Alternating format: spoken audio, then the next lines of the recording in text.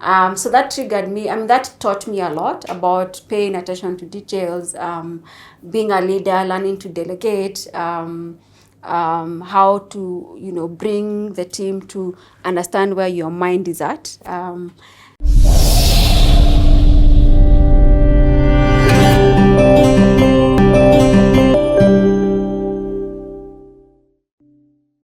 Is that 2019 was also key because okay. we worked a lot, but then 2019 was, I'll just pick one client. We worked with a client who was in blockchain technology. Blockchain? Yeah. Called? Paxful. Okay. So we worked with Paxful, and how we got the job was from a South African agency. So what country is this thing? America. So first of all, by this time, from 2014 to 20... Sorry, I don't want to jump over 2019. I thought, in fact, the previous story was a bit of 2019. So don't rush if you don't want. Yeah, so between 2014 and 2019 was a journey of now Glasshouse PR being positioned as a Pan-African agency. So we still get a lot of inquiries from businesses outside of Africa who want to position themselves in Africa. So is that because of SEO or beyond now? Now it's reputation. It's beyond now. It's because of the work that we are doing. Our work is now speaking. Yeah, so people are coming to us because they can see results. They can see we are actually positioning brands not only in Kenya, not only in East Africa, but across different markets. So we started by now building teams in markets like Nigeria, Ghana, South Africa. So when you say building teams, does this mean incorporating Glasshouse PR in Nigeria, or does this mean partnering with teams who are now working under Glasshouse? We are now in the process of, we are now in different processes with different legal teams across the continent. Okay. Yeah. Wow. Yeah. So if I get Glasshouse, I'm getting Glasshouse from across the region. Yes. So if I tell you, I need this done in Nigeria, South Africa, you're like, it's for you. You're not like, oh my God, who do I? Yeah. You already know. Yeah. Here. Yes. Yeah, we have the team to do that. And that's because of the demand for that to happen. Yeah. What does that now look like, cross-border relationships from a leadership perspective?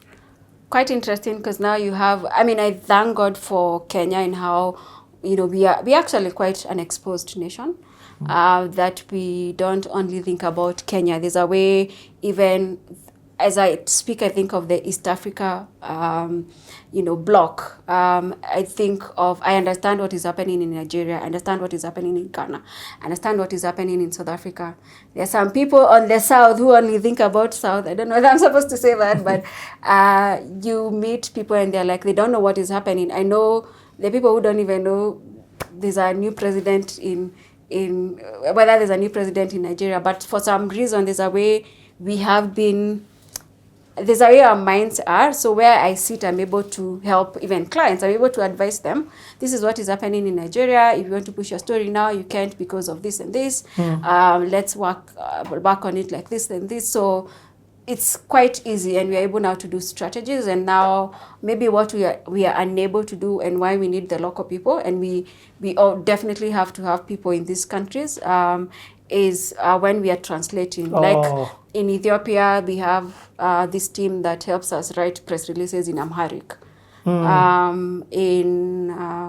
There's another in Tanzania. We have to get someone. So there's someone we work with in Kenya who writes for us press releases in Swahili, but then we still have to get someone in Tanzania to reread it before it's distributed, because their Swahili is different. So it's a translation, but then it's beautiful even now to be exposed to these different countries and to work in different cultures. Okay. Yeah. Does that recognition start being unveiled to the masses in the countries through awards or through whatever, or that is coming later?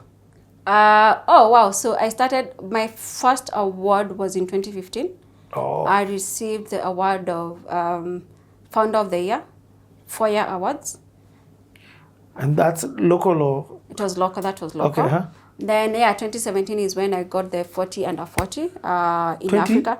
2017. 40 under 40? Yes. Wow. Yeah, and then I actually traveled to South Africa to get it. My first time to travel to South Africa. Yeah. To get it in Durban. That was my first place to go. How did that feel? From Ghana? Garuriga. I'll just call it Garariga. Garariga, yeah, that's like that how works. does that feel? You're being recognized from a continental perspective. Yeah. These are people who've looked at people in different countries and decided, you're the one of the awardees. Yeah, yeah. So that was quite interesting. That was amazing to do that. I think at some point where I am right now, and I'm not bragging, I have so many awards I don't even remember, and they don't even move me anymore. Yeah. I think the recent one that was interesting, the one for top 50 CEOs in Kenya. That was interesting. I didn't see that coming, but that was quite interesting. I got it last year. Yeah, that was quite interesting. You know, I follow you on your LinkedIn. You're either in a different country every single other week or an award. So you're either on a different panel, award, like it's part of the reason why I called you here, just to understand the different dynamics of what it takes to get to that version of what people call successful. Yeah. And so pre-2017, I used to speak a lot to university students in forums, but for some reason, 2017 to 2023, or is it 2024? 2023, it all stopped. People even stopped inviting me, but it was important for me to be made. So there's a whole process, the process of molding that needed to take place for me now to come here and speak like this, in boldness, in wisdom, and make sure that even the awards I'm getting are not defining me. Because where I was in 2016, if I went down that road, I would have died, whatever death looks like. Because you're now defined by, I was under 30, top 30, under 30 Forbes list. Because those are the things that used to excite me. I was on NTV yesterday, I was speaking about this particular topic. So those things needed to be taken away for some time for them not to define me. Yet they came. I had all of that then, and then now the 7-year process where, there will be awards. I think the last 7 years there have been awards, different countries. There have been awards for Glasshouse. By the way, I don't remember the ones for Glasshouse. Okay, the recent one was 100 Global for Glasshouse. Yeah, there have been a lot of awards as well. But then now my mind's so shifted. Like, we get awards, it's like, oh, cool, that's awesome, let's announce it. I think people out there get more excited than I am. Or I'm like, it's not just an award. I'm not saying. I hear you. Yeah, but then I'm like, it does not define me. It does not define us. We are grateful that they actually appreciated us, but we keep moving. Yeah. Wow. Yeah. COVID, how did that redefine you? So I wanted to say, 2019 was quite interesting because of the clients. So they came to us and they're like, we are trying to communicate this brand, but people are not getting. So the reason I'm talking about it, because it's connected to an initiative that I came up with during COVID. No problem. So 2019, we had many clients, and then now there's this client, Paxful. So he... the blockchain, yes. Yes, he was in blockchain, and he was like, I would like to position blockchain as a platform of medium of exchange. I'm not telling people to mine, I'm not telling people to invest. I just want to tell people that if because of free trade, if I'm in Cameroon and the other person is in Kenya and we're exchanging business, how can I send money instantly? Because MPESA doesn't work. The guy knew about MPESA. Why not use blockchain and people get their money instantly? I'm like, oh, that's amazing. So as we are communicating, people are like, no, I was conned in blockchain. This and this happened to me. So the idea of that triggered me. I was like, that's quite interesting. So we lost the client because he came to Kenya and we did a huge event. I think someone introduced me to Butita, and then he helped me do a campus tour where I put 800 students at Nairobi Cinema. We got our client there to speak to students, but his mic was not working. That pissed him off. There were other things that pissed him off. And like, I won't renew this contract. Oh, for real? Yeah, but it was an interesting interaction with the client. There are many things which happened, and that goes back to me because at that point, I didn't I didn't delegate much, so I was handling so many things. Yes, so I was handling so many things with the people, and the people I was with were not taking. They were taking initiative, but I was also handling so many things. So even the hotel they ended up staying had mosquitoes. I mean, they were just interesting and dynamics, which matters. So the small things do matter. Yes. And I was actually hosting 9 people from 9 different countries. Wow. Yeah, they were all from the same company, but they had come from 9 different countries, which was interesting. So that triggered me. I mean, that taught me a lot about paying attention to details, being a leader, learning to delegate, how to, you know, bring the team to understand where your mind is at. Yeah, so 2020. Mm-hmm. Yeah. I continue. Yeah. So 2020 comes, and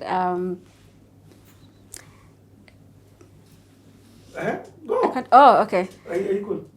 Okay. So 2020 comes, and I have this in my mind, and at this point, I have a lot of time, and I'm thinking, I'm tired of only doing PR the same way.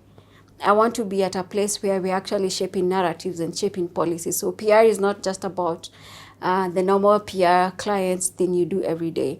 I think my mind needs to do more. I'm still remembering, there was this idea I had about the tech. It will come. Then I sit down and I'm like, we actually need to shape narratives in different industries. How do we do that? Then I'm like, what about I've worked with this guy. There seems to be a new technology that is emerging in finance. What if we start shaping policy and narratives in the finance industry? Finance? Yes. So that's how, then I'm like, how am I going to do this? So the idea is to curate conversations and dialogues with governments, regulators, stakeholders, startups in this finance industry. Okay. So I'm like, I'm going to come up with such a platform, and I'm going to call it Africa Digital Finance Summit. And that's how ADFS was born. Okay. So, but did you do the event? This is 2020. Now it's percolating in your mind. Yeah, in my mind, yeah. So towards 2020, we had I like giving this story because it's quite interesting for me. So 2020, we get a pitch from Samsung, and they say, I mentioned them, oops. So, and they say they want to work with us, I remember I sat on the dining table for 48 hours working on it.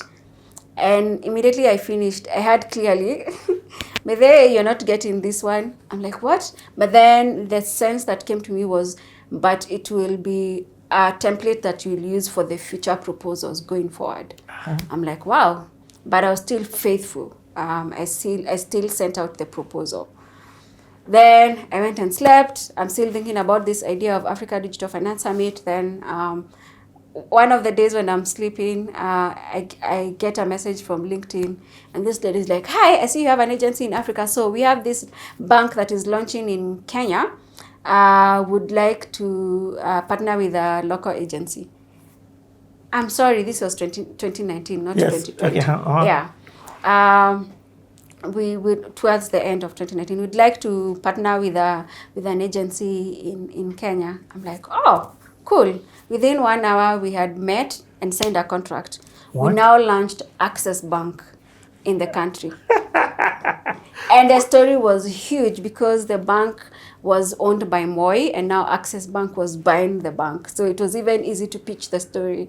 So we even got Business Daily cover story where they're, you see, now I'm pitching. The bank was owned by Moi? Yeah, Transnational Bank, the bank they bought. Yes, Transnational Bank was owned by Moi, so Access Bank bought Transnational Bank. Wow. So you see now in the process of pitching, as I'm pitching, the reporters are seeing how newsworthy it is.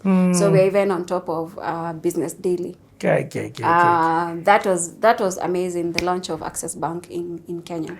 Do you still work with them till today? No, we just worked with them for a period of time, like for 4 or 5 months. And we had been, we were not working directly locally, but with the agency in Nigeria. The lady who reached out to us. I get it. Yeah, but of course they were still going through the process of becoming Access Bank. Yeah, because they were being bought out. But the announcement, that was amazing. That was really cool. And how the media covered the story. It was all over. Yeah. All over the place. And it was amazing for us to launch the biggest bank in Africa, in Kenya. They say it's the largest bank in Africa. Wow. Yeah. So now there are all these conversations that are coming to my table about finance. So that's why the Africa Digital Finance came about. So 2020... You're going about your day. Look at that laugh. I think 2020, the only exciting... I was involved in one of the productions that an artist was doing in 2020. The live... You were there. The live event for an artist. For Giuliani. Oh, yes, you're there. Yeah. Oh, yes. Yeah. So, I live streamed it. Yes, you live streamed it. This is during COVID. Yeah, this is during COVID. So I was involved in that. And then I keep wondering whether Access Bank was towards the end of 2020 or 2019. Anyway, because I remember also Access Bank being in the picture around 2020 as well. And then... But did COVID affect you in terms of Yeah, actually narratives? People left. Yeah, people in the office left. What about your clients? The ones who had signed contract, you cannot uproot and leave. Yeah, you can just... So did they slash it though? Not as much. We didn't have they didn't renew. Most of them didn't renew because the renewals are usually between January and March. Yeah. There's some who didn't renew. They're like, let's wait and see how. So how you've done your clauses is in such a way that if you just up and leave, there's a certain amount they have to pay for a couple of... There's an exit clause. No. Because most of them are either 1 year or 2 year contract. Okay. So if the contract ended in December, and most of them start around... I get it. So most of them renew them... They would renew them between January and March. So most of them were not necessarily renewing them. They were waiting. Okay. But we had a few of them here and there. The smaller, especially the SMEs who are still doing the digital work. Because we do a lot of digital work as well. So I say, you know what? I'm going to do this event on Feb 2021. Feb 18th and 19th, 2021. I'm going to do it at Kempinski. And I'm going to... Actually, Access Bank came in 2020. Yes, it's not 2019, 2020, towards the end. So, because I remember we kind of used some of their money to do whatever we were doing for the event. Yeah. And it's between 2019 and 2020 where we worked with a politician, who I won't say their name, but yeah, we worked with a politician. Must go. Must go. No. Actually, I can't remember his name. It's okay. Yeah, we worked with a politician. I'm making fun before. You don't. So I was like, I have to do this event. So I'm doing this event with 0 sponsors. I'm there believing, and I have speakers, and I actually go on LinkedIn. I look for people who are talking about blockchain, the future of finance, fintech, etc. I get like 70 speakers who agree. I get someone who creates a website for me. I'm like, I'm holding this event in Kenya, in Feb, and I get who did I get? And I started speaking to the local governments and even sending letters to ministers across the continent to come for the event. What? Yeah. Then, some ministers start, especially outside Kenya, they start sending in letters to say they have confirmed to come for the event. So, 2021, Feb, we do our first Africa Digital Finance Summit. No way. Yes. You did it? Yes, and it was a hybrid event. The first ever hybrid event. We did it with Steve, did the whole technology. Kimani. Yes. And it was, for me, it was so amazing how it panned out. So this is the story. So I meet online these guys who are in Nigeria who have a fintech they have a blockchain platform. So they say they want to sponsor the event. But for some reason, they keep sending money and it's not getting to us. For some reason, I had a conviction. Okay, I don't know how, but I'm like, I know this event is happening, so I'm just going to go to Kempinski. I speak to Kempinski. For some reason, I had so much favor. The guy books for me, or they didn't have business, I don't know. He books for me the room. He allows me to even the first day of the event. I still hadn't paid him. And then he's like, so when are you going to pay me? I'm like, hey, there's this, in my head, I'm like, if these people from Nigeria who told me they're bringing me money don't bring, I don't know what I'm going to do. Then as I'm seated there, one of my colleagues come and she whispers, so the guys from this company they've come and they want to give us the money. I'm like, they're carrying cash? I'm like, yeah. I'm like, okay, cool. So we go pay Kempinski in dollars. Cash money. Cash money. So it was quite interesting how certain things would play out. I'd just believe and have a conviction. This thing must happen, whether money is there or not. And I had now, was he governor yet?